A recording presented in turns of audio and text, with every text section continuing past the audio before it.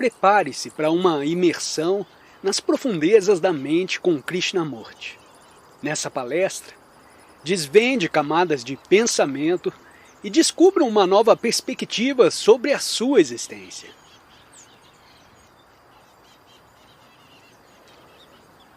Desejo fazer uma certa coisa. Embora eu tenha tentado inúmeras vezes, ainda não consegui fazê-la. Devo abandonar a luta ou devo persistir no esforço? Resposta: ter bom êxito significa alcançar, chegar a alguma parte? E nós adoramos o êxito, não é verdade? Quando um menino cresce e se torna multimilionário, ou quando um pobre estudante chega a primeiro-ministro, todos o aplaudem e o têm em alta conta. Assim, todo menino e toda menina deseja alcançar bom êxito nesta ou naquela forma.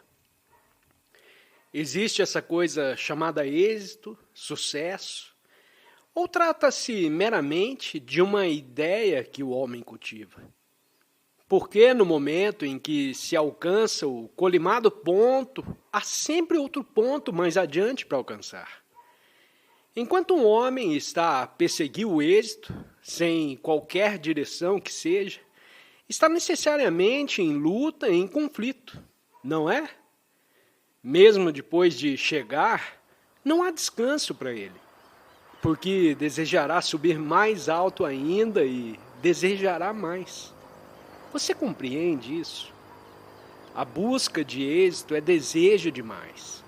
E a mente, que está sempre a exigir, mas não é inteligente, pelo contrário, é medíocre e estúpida, porquanto sua exigência demais implica luta constante pelas linhas do padrão que a sociedade para ela estabeleceu. Afinal de contas, o que é contentamento? E o que é descontentamento? Descontentamento é a luta pela consecução de mais, e o contentamento, a cessação dessa luta. Mas não se chega ao contentamento se não compreende todo o processo relativo ao mais, e por que razão a mente o exige. Se você é mal sucedido num exame, por exemplo, terá de repeti-lo, não é? Os exames, em qualquer circunstância, são uma coisa sumamente deplorável, porquanto nada representam de significativo, já que não revelam o verdadeiro valor de sua inteligência. Passar num exame é, em grande parte, um golpe de memória ou também de sorte. Mas você luta para passar em seus exames e, quando são mal sucedidos, persevera nessa luta. O mesmo processo se verifica diariamente na vida da maioria de nós. Estamos lutando por alguma coisa e nunca nos paramos para investigar se essa coisa é digna de lutarmos por ela. Nunca perguntamos a nós mesmos se ela merece nossos esforços e, portanto, ainda não descobrimos que não os merece e que devemos contrariar a opinião de nossos pais, da sociedade, de todos os mestres e gurus. Só quando temos compreendido inteiramente o significado do mais, que deixamos de pensar em termos de fracasso e de êxito. Temos sempre medo de falhar, de cometer erros, não só nos exames, mas também na vida. Cometer um erro é uma coisa terrível porque seremos criticados, seremos censurados por causa dele. Mas afinal, por que não se deve cometer erros? Todo mundo nesse mundo não vive cometendo erros?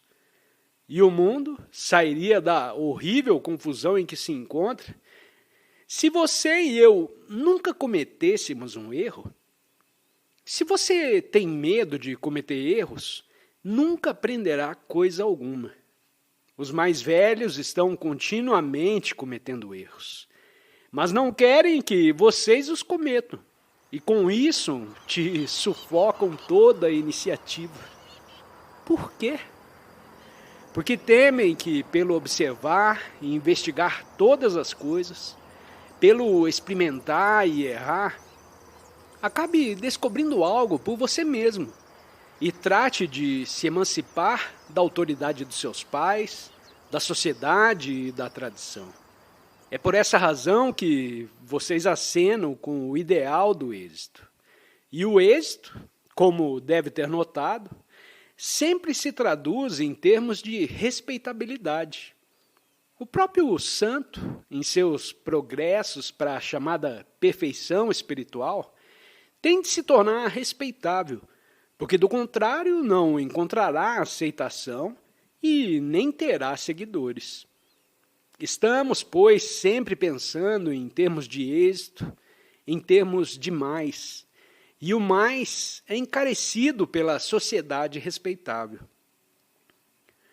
Por outras palavras, a sociedade estabeleceu, com todo o esmero, um certo padrão, pelo qual mede o seu sucesso ou o seu insucesso.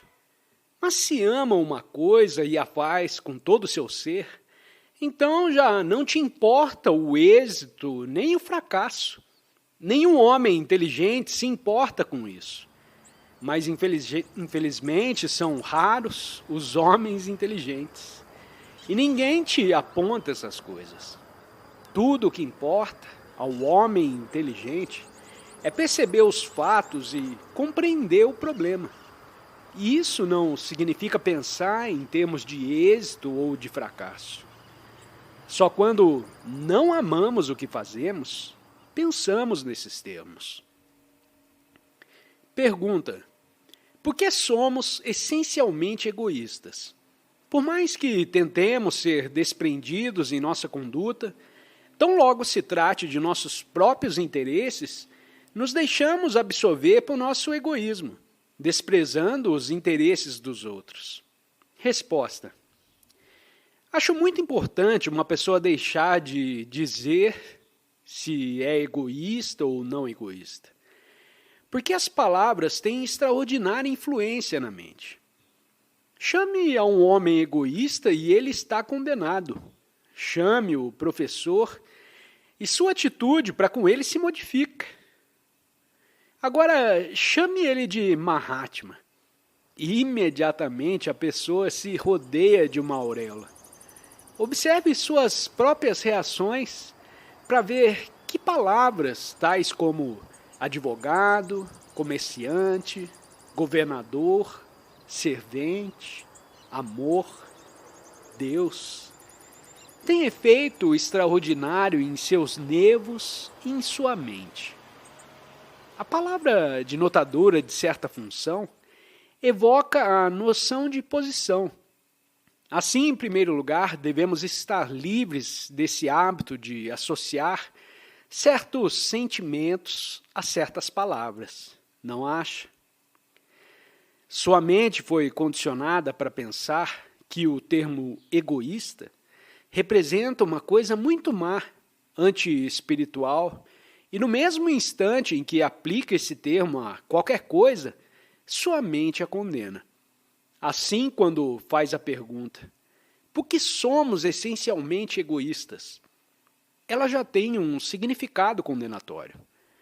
Muito importa estar cônscio de que certas palavras provocam em você uma reação nervosa, emocional ou intelectual, de aprovação ou condenação.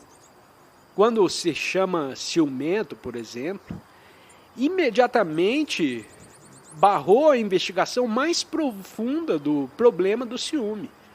Você impediu de penetrá-lo completamente. Analogamente, há muitos indivíduos que dizem estar trabalhando pela fraternidade e, no entanto, tudo o que estão fazendo é o contrário de fraternidade.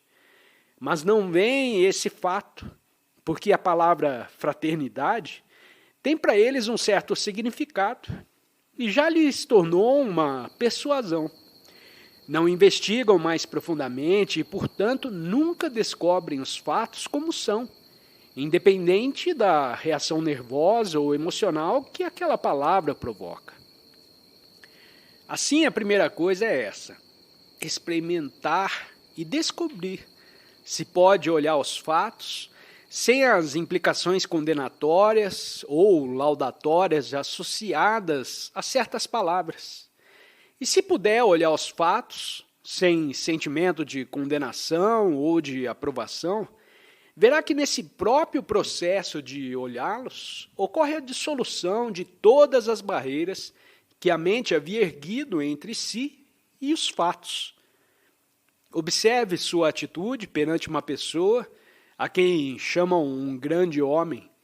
As palavras "um grande homem" te influenciaram. Os jornais, os livros, os partidários desse homem, todos dizem que ele é um grande homem e você aceita isso. Ou também toma posição contrária e diz: que estupidez, ele não é um grande homem. Mas se, ao contrário, puder dissociar sua mente de toda influência e olhar simplesmente os fatos, verá que então sua atitude será outra. Da mesma maneira, a palavra aldeão, com suas associações de pobreza, imundície, esqualidez e etc., influencia o seu pensar. Mas quando a mente está livre de influência, quando não condena nem aprova, porém simplesmente olha, observa, não é então egocêntrica, e já não há o problema do egoísmo em luta para ser um não egoísmo. Pergunta: por que é que do nascimento à morte o indivíduo deseja ser amado e quando não lhe dão esse amor, ele não tem a mesma serenidade e confiança de seus semelhantes? Resposta: você pensa que seus semelhantes estão cheios de confiança? Eles poderão se pavonear, tomar ares altivos, mas não é difícil verificar que atrás dessa fachada de confiança, quase todos são vazios, estúpidos, medíocres, sem confiança nenhuma no exato sentido da palavra. E por que desejamos ser amados? Não deseja ser amado por seus pais, por seus mestres e por seus amigos? Se você é adulto, deseja ser amado por sua mulher ou marido, por seus filhos, ou por seu guru. Por que existe essa eterna ânsia de ser amado? Preste muita atenção. Você deseja ser amado porque não ama. Mas no momento em que ama, o caso está liquidado. Já não procura saber se alguém te ama ou não. Enquanto quiser ser amado, não existe amor em você. E se não sente amor, você é um ente feio, brutal, e assim sendo, por que merece ser amado? Se não tem amor, é uma coisa morta. E quando uma coisa morta pede amor, ainda está morta. Já se seu coração está repleto de amor, nunca pede que te amem, nunca estende para que o encham a vasilha do mendigar. Só os que estão vazios desejam preencher-se. E um coração vazio nunca se preencherá correndo atrás de gurus ou buscando amor por muitas outras maneiras. Pergunta: por que os adultos furtam? Resposta: você nunca furtou? Nunca soube de algum menino que furtou de outro menino alguma coisa que ele cobiçava? É exatamente a mesma coisa que acontece através da vida. Quer sejamos jovens, quer velhos. E a diferença é só que os mais velhos o fazem com mais lábia, com palavreados bonitos. Eles querem riqueza, poder, posição e fazem conchavos e enredos. E filosofam a fim de alcançar o que cobiçam. Furtam, Mas isso não se chama furtar. Lhe dá um nome respeitável. E por que furtamos? Em primeiro lugar, porque a sociedade, como está atualmente constituída, prima muitos indivíduos das coisas necessárias à vida.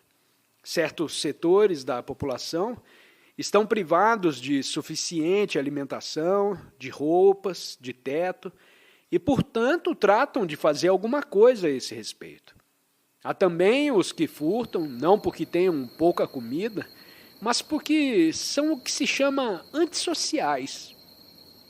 Para esses, o furtar se tornou um jogo excitante. E isso significa que não receberam verdadeira educação.